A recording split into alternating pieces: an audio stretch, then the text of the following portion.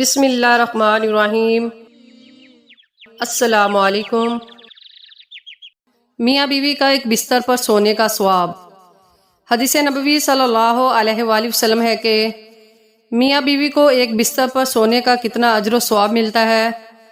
مرد کا اپنی بیوی کے ساتھ اکٹھے ایک بستر میں سونا افضل ہے، علایا کہ کسی ایک کو عذر نہ ہو، اس لیے کہ مقصد ہم بستری کرنا نہیں ہے بلکہ اس کے دل یعنی بیوی کو خوش کرنا ہے۔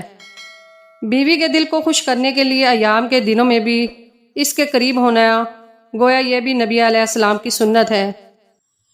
بیوی کو بیمار نہ کیجیے۔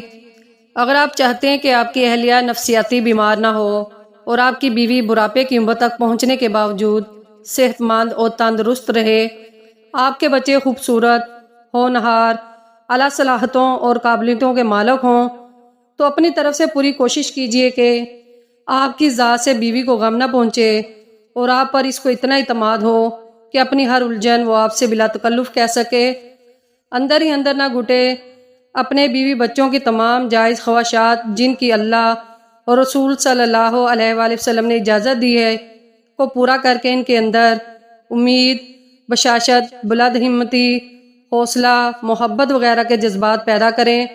اپنی استطاعت کے موافق کبھی بھی بیوی کے اعتماد کو مت ٹھکرائیں، اس کی باتوں کو دھیان سے سنیں اور اس کو خوش رکھنے کی حتی المکان کوشش کریں، تو انشاءاللہ وہ ہر قسم کی جسمانی اور نفسیاتی بیماریوں سے محفوظ رہے گی۔